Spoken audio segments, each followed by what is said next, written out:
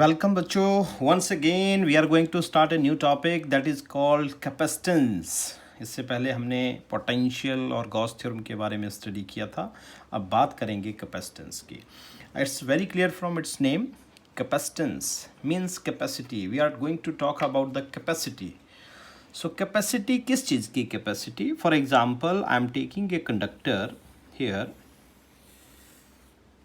an arbitrary conductor, and we are giving some charge to this. The charge will goes to the outer surface of the conductor.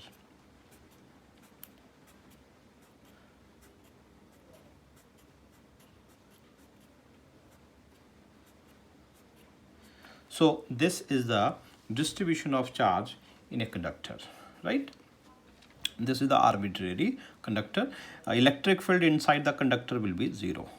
Total electric field inside the conductor is 0. So इस capacitor की conductor की अपनी एक ability है charge को hold करने की. अभी इसके सराउंडिंग में हमारे पास और कुछ नहीं है, वैक्यूम है, बट हमने इसको जैसे ही चार्ज दिया, चार्ज इसमें डिस्ट्रीब्यूट हो जाएगा और वो सरफेस पर आ जाएगा. अब किस पोर्शन में चार्ज ज़्यादा होगा, किस पर कम होगा, वो डिपेंड करता है सरफेस चार्ज डेंसिटी के ऊपर. लेकिन ये इसके होल्ड करने की जो एबिलिटी है उसको हम कैपेसिटेंस बोलते हैं, right. So we can define now capacitance क्या है. It is the ability of a conductor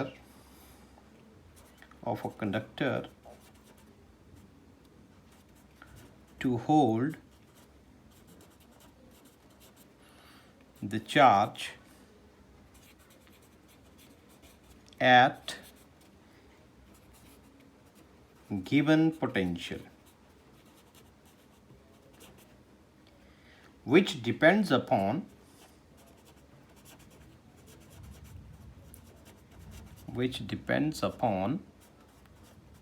size, shape and medium. Medium कौन सा? जिसमें ये इलेक्ट्रिक फील्ड को प्रोड्यूस कर रहा है. इलेक्ट्रिक फील्ड मतलब outside this. So that is called as a capacitance. Very interesting point here. For example, if we want to find out the curvature of this portion, then you comes to know this is the curved portion here. So you will find this is the radius, R1 radius for this region. And if you want to find out the curvature of this portion, then we comes to know this is the curvature portion of this region. As density is inversely proportional to this R, which is the radius of curved portion or radius of curvature, density is inversely proportional to R. So what we find? यहाँ पर आपके पास radius कम है तो वहाँ पर charge density आपके पास ज़्यादा होगी. It means probability of charge spraying to the atmosphere or leakage of charge is maximum here. इस जगह से A पॉइंट से चार्ज की लीकेज की प्रोबेबिलिटी ज़्यादा है. क्यों ज़्यादा है? क्योंकि इस रीजन में शार्प एज बन रहा है और शार्प एज पर जब चार्ज की अकोमोलेशन बढ़ जाती है तो वहाँ से वो लीक हो सकता है. आप वैसे ही अंदाज़ा लगाइए कि बहुत सारे लोग एक एज पर इकट्ठे हो गए तो उनके वहाँ से गिरने के चांसेस क्या हो जाएंगे? ज़्यादा हो जाएंगे. तो ये डिपेंड करता है हमारे पास इस कर्वेचर के रेडियस के ऊपर. So this is your surface charge density. Surface charge density. अब ये कितना चार्ज अकोमोलेट करेगा वो इस कंडक्टर के साइज के ऊपर, शेप के ऊपर डिपेंड कर रहा है. जैसे ही आप इसकी शेप चेंज करेंगे उसी हिसाब से इसकी कैपेसिटेंस बढ़ जाएगी. चार्ज कितना ज़्यादा आप इस पर स्टोर कर पाएंगे उसी हिसाब से आपके पास इसकी कैपेसिटी भी इंक्रीज कर जाएगी. मींस इसकी कैपेसिटी अगर बढ़ जाएगी तो डेफिनेटली चार्ज ज़्यादा स्टोर कर पाएगा. लेकिन ये कहना कि चार्ज इंक्रीज कर गया या उससे उसकी कैपेसिटी इंक्रीज हो गई, ऐसा बिल्कुल नहीं है। जो कैपेसिटी है वो बेसिकली इसकी प्रॉपर्टी है, इस मटेरियल की प्रॉपर्टी, इस कंडक्टर की प्रॉपर्टी है, उसका साइज़ कैसा है, उसकी शेप कैसी है, और उसके सराउंडिंग में जो मीडियम मतलब मैं इसकी बात कर रहा हूँ जिसमें इलेक्ट्रिक लाइन जो है वो ऐसे आउटवर्ड की तरफ को निकलेंगी, उसकी बात कर रहा हूँ। ये उसमें मीडियम कौन सा है उसके ऊपर डिपेंड करेगा। तो that is called as a capacitance. So once again you just clear it very, it is ability of a conductor to hold the charge at a given potential, I am saying that given potential. For example, we have a arbitrary some conductor here, and we have given some charge to this conductor. इस conductor को हमने कुछ charge दे दिया। अब ये charge कैसे दिया इसको, because we are bringing some charge from infinity to this, हम इस तरफ को कोई क्यू चार्ज लेके आ रहे हैं। जैसे ही आप इस चार्ज को इस कंडक्टर को दे देंगे तो आप क्या देखते हैं कि इस P पॉइंट पर जब आप अगली बार लेके आएंगे चार्ज को, तो यहाँ पर आपको ज़्यादा वर्क डन करना पड़ेगा, क्योंकि यहाँ चार्ज बढ़ गया है। तो इसका मतलब इस कंडक्टर का इस P पॉइंट पर पोटेंशियल भी इंक्रीज हो गया है। तो जो रेशो है बेसिकली पोटेंशियल की और चार्ज की, वो इंक्रीज करती चलेगी। अगर चार्ज इंक्रीज किया आपने तो डेफिनेटली पोटेंशियल भी बढ़ गया। तो हम ऐसा बोल सकते हैं कि जो एबिलिटी है वो कंडक्टर की उतनी ही रही, क्योंकि पोटेंशियल बढ़ गया, चार्ज बढ़ा तो फिर उतना ही पोटेंशियल भी इंक्रीज कर गया। तो all over ratio of the capacitance और to store the charge will remains same.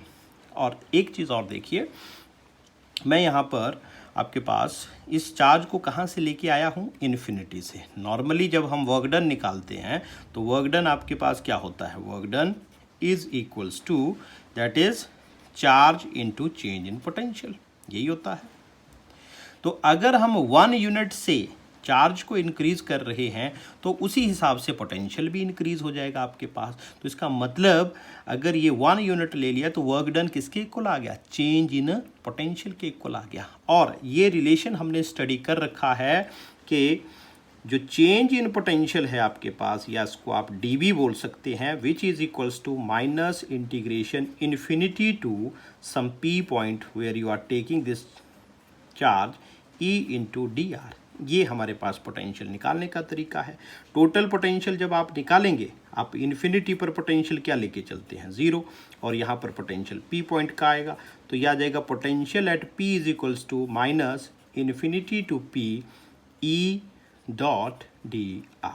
ये हमारे पास पोटेंशियल का रिलेशन है।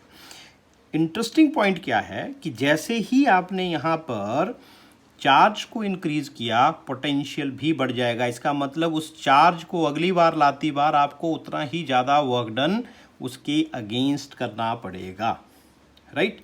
सो नाउ वी कैन डिफाइन, ये जो कैपेसिटेंस है ये किसी कंडक्टर की प्रॉपर्टी है। अब इस चीज़ को हम कह रहे हैं कि स्टोरेज ऑफ चार्ज। तो प्रैक्टिकली हम इसको कहाँ यूज़ करते हैं, नॉर्मली आप फैन में देखेंगे, घरों में जो फ़ैन है, सडनली अगर इलेक्ट्रिसिटी चली जाए और पूरा इलेक्ट्रिक सिस्टम आपके घर का वो इन्वर्टर पर चल रहा है, तो आप क्या देखते हैं कि फ़ैन की स्पीड में जो है वो इंस्टेंट चेंज आता है। तो उसमें ऐसी क्या चीज़ लगी हुई है कि वो इंस्टेंट चेंज ऐसा आ रहा है। ऐसा होता है कि आपके पास इस शेप का एक सिलिंड्रिकल बॉडी आप फैन के पास देखेंगे, लाइक दिस। ऐसे उसमें 2 पिन्स लगी होती हैं, तो ये इसको कहते हैं capacitor. It is the basically cylindrical capacitor. अब मैं एक वर्ड यूज़ कर रहा हूँ कैपेसिटर। तो ये एक डिवाइस है उस चार्ज को स्टोर करने का, जो अभी हमने पढ़ा कि कंडक्टर की एक एबिलिटी है उस चार्ज को स्टोर करने की, और उसी तरह का हमने एक डिज़ाइन कर दिया डिवाइस जो कि चार्ज को स्टोर कर सकता है, और वो अलग अलग शेप का हो सकता है, साइज़ का हो सकता है। तो ये हमारे पास सिलेंड्रिकल टाइप हम यूज़ करते हैं, फ़ैन में देखेंगे आप, या फिर कोई ऐसा भी हो सकता है, ये सिरामिक कैपेसिटर्स होते हैं, these are called as ceramic capacitors. ये सिरामिक कैपेसिटर है आपके पास। तो ये डिवाइसेस हम यूज़ करते हैं। अब इस कैपेसिटर का काम क्या है, चार्ज को स्टोर करके रखना और जैसे ही उस सर्किट में आपको ज़रूरत पड़ती है ज़्यादा पावर की, ज़्यादा एनर्जी की, कौन सी एनर्जी, ये किस फॉर्म में उस चार्ज को स्टोर करेगा, इलेक्ट्रिक एनर्जी की फॉर्म में, इलेक्ट्रिक एनर्जी की फॉर्म में। तो जब भी ज़रूरत पड़ेगी ये अपना चार्ज उसको दे देगा, राइट। कैमरे की फ्लैश आप देखते होंगे, फ्लैश जब आप चलाते हैं तो इमीडिएट आप लाइट आती है, तो वो भी कैसे है, वो भी बेसिकली कहीं पर चार्ज स्टोर है और इंस्टेंटली वो चार्ज फ्लो करता है और फ्लैश चलती है। तो ऐसे बहुत सारे एग्जाम्पल हैं हमारे डेली लाइफ में जो हम एज ए कैपेसिटर देखते हैं। तो अब बात करेंगे हम कि कैपेसिटेंस का जो कैपेसिटर का कंसेप्ट है ये आया कैसे। हमारे पास एक इंडिविजुअल कंडक्टर है कोई, फॉर एग्ज़ाम्पल ये, इसके ऊपर आपने कुछ चार्ज दे दिया, इसको मैंने कहाँ रखा हुआ है, एक इंसुलेटेड पैड के ऊपर। आप क्या देखते हैं कि इस कंडक्टर की चार्ज स्टोर करने की अपनी एक एबिलिटी है, कैपेसिटी है, और उसके बाद ये ज़्यादा चार्ज नहीं लेगा। अगर ज़्यादा देंगे भी आप तो वो स्प्रे होना शुरू हो जाएगा, लीकेज उसकी स्टार्ट हो जाएगी। तो हम क्या इसकी कैपेसिटी को इंक्रीज़ कर सकते हैं। मैंने एक और कंडक्टर लिया जो कि न्यूट्रल कंडक्टर है आपके पास, वो इसके सामने रख दिया, that is also placed on insulated pad. What I will observe कि इसके ऊपर नेगेटिव चार्ज इंड्यूस हो जाएगा और यहाँ पर पॉजिटिव आ जाएगा। अब ये क्यों हुआ, क्योंकि ये कंडक्टर आपके पास न्यूट्रल था। तो जैसे ही आपने यहाँ पर इस कंडक्टर के नज़दीक रखा तो इंडक्शन से यहाँ एक पॉजिटिव चार्ज के सामने नेगेटिव चार्ज इंड्यूस हो गया। तो इसकी कैपेबिलिटी थोड़े से और चार्ज लेने की हो गई और आप इसको थोड़ा चार्ज दे सकते हैं। लेकिन जैसे ही आप इसको अर्थ करेंगे, अर्थिंग कर दी, अर्थिंग करने से क्या हुआ कि यहाँ से आपके पास नेगेटिव चार्ज आएगा और वो इस पॉजिटिव चार्ज को न्यूट्रलाइज कर देगा। अब सिचुएशन देखिए क्या बन गई कि ये सारे पॉजिटिव जो है वो न्यूट्रलाइज हो गए। अब आप जैसे ही इसको और चार्ज देंगे तो यहाँ पर और नेगेटिव आएगा और पॉजिटिव इंड्यूस हो जाएगा और वो पॉजिटिव फिर आपके पास न्यूट्रलाइज हो जाएगा। इस तरह से आपने इस कंडक्टर की जो इंडिविजुअल कैपेसिटी थी, जिसको हम सेल्फ कैपेसिटेंस बोलते हैं, we name it as self capacitance. Self capacitance मतलब उसके अकेले की कैपेसिटी थी, उसको आपने चेंज कर दिया। अब एक साथ में और कंडक्टर आ गया है जो न्यूट्रल है, उसकी वजह से इसकी कैपेसिटी क्या कर गई है, इंक्रीज कर गई है, और उसको कहते हैं हम म्यूचुअल कैपेसिटेंस। मतलब दो लोग रिस्पॉन्सिबल हो गए। तो इसको आप कैपेसिटी को इंक्रीज कर सकते हैं। देखिए दो टर्म्स यूज कर रहे हैं हम, one is your capacitance and other is maximum capacitance. अब जो ये मैक्सिमम कैपेसिटेंस है ये बेसिकली डिपेंड करेगा कि कितना और चार्ज आप दे सकते हैं by mean of some other medium या by mean of other sources. एक तो है capacitance, normal capacitance, normally charge कितना होल्ड करेगा। एक है मैक्सिमम कैपेसिटेंस। अब मैक्सिमम कैपेसिटेंस बड़ी सारी फैक्टर्स पर डिपेंड करता है, जैसे हमने अभी पहले पढ़ा था कि उसका शेप क्या है, साइज़ क्या है, और मीडियम। एक टर्म बहुत इंपॉर्टेंट है यहाँ पर जो मीडियम मैंने यूज़ किया। अब उस चीज़ को देखते हैं, मीडियम के साथ कैसे वेरिएशन हो सकती है। जैसे ही आपने कोई एक कंडक्टर ले लिया, आर्बिट्रेरी कोई कंडक्टर ले लिया, उसके ऊपर आपने चार्ज दे दिया, ये चार्ज आ गया इस जगह पर, ये आपके पास चार्ज आ गया। ये थोड़ा सा यहाँ से टिप ज़्यादा है तो इस जगहों पर जो है वो अकोमोलेशन ऑफ चार्ज जो है थोड़ी ज़्यादा रहेगी, राइट। तो होता क्या है, जैसे ही आप इसके सराउंडिंग में मीडियम क्रिएट कर देते हैं, if there is medium, medium which medium, dielectric medium, dielectric medium, right, in which this conductor is giving electric field or it is producing electric field. Electric lines are passing in that medium. If there is a medium or dielectric medium, what will happen? Dielectric क्या चीज़ है, मैंने एक word use किया यहाँ पर, dielectric. Dielectric जो है वो एक इंसुलेटर है, इंसुलेटर है, लेकिन कैसा insulator? When placed in electric field it allows field to pass without conducting, बिना कंडक्ट किए वो उसको अलाउ कर देता है। अब ऐसे कैसे पॉसिबल हो सकता है? तो ये जो डाइलेक्ट्रिक हैं हमारे पास वो अभी हम देखते हैं, दो तरह के होते हैं। एक होते हैं हमारे पास पोलर डाइलेक्ट्रिक, दूसरे होते हैं नॉन पोलर डाइलेक्ट्रिक। ये टर्म आप बाकी सब्जेक्ट्स में केमिस्ट्री में भी पढ़ते हैं, पोलर नॉन पोलर। पोलर कौन से होते हैं? पोलर वो हुए जस्ट लाइक वाटर, जिनका डायपोल मोमेंट है, अल्कोहल जिनके पास डायपोल मोमेंट है, HCl, ये सारे क्या हैं आपके पास? पोलर डाइलेक्ट्रिक हैं। मींस इनका जो पॉजिटिव और नेगेटिव है उसके बीच में सेपरेशन है। जो चार्ज है इलेक्ट्रिकली तो वो न्यूट्रल है, पॉजिटिव और चार्ज के बीच में क्या है? सेपरेशन है, they have some dipole moment. Non polar कौन हुए? नॉन पोलर हुए जस्ट लाइक H2, ये आपके पास क्या बना? Non polar. CO2, ये क्या बना आपके पास? Non polar. इनके पॉजिटिव और नेगेटिव जो हैं वो डायपोल मोमेंट नहीं रखते, या होता है तो बहुत ही माइन्यूट होगा। ऐसे सब्सटेंस को हम बोलते हैं नॉन पोलर, राइट।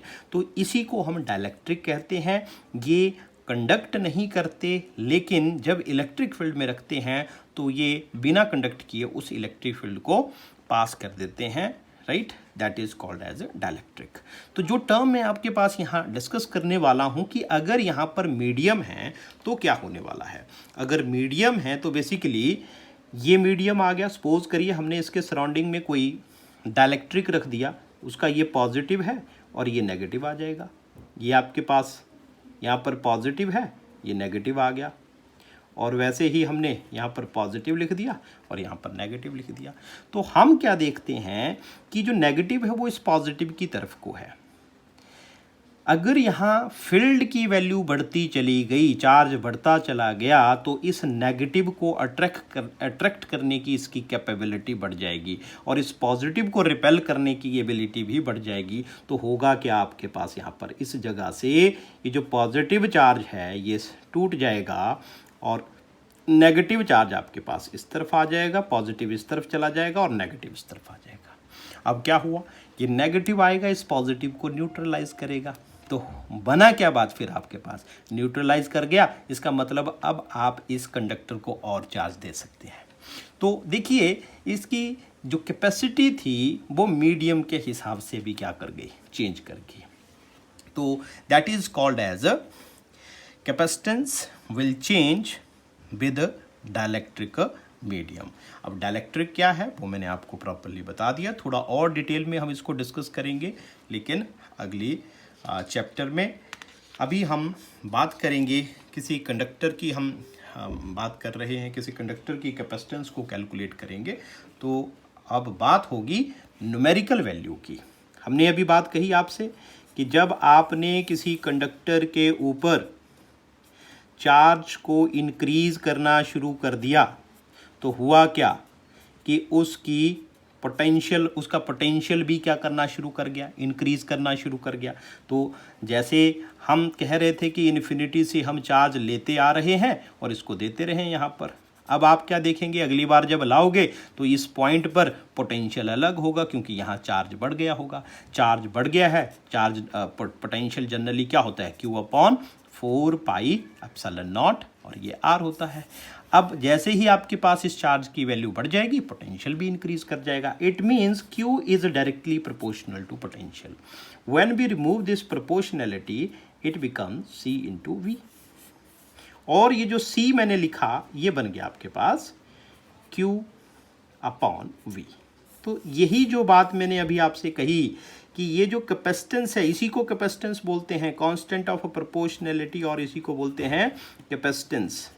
ये जो कैपेसिटेंस है आपके पास, it totally depends upon size, shape and medium.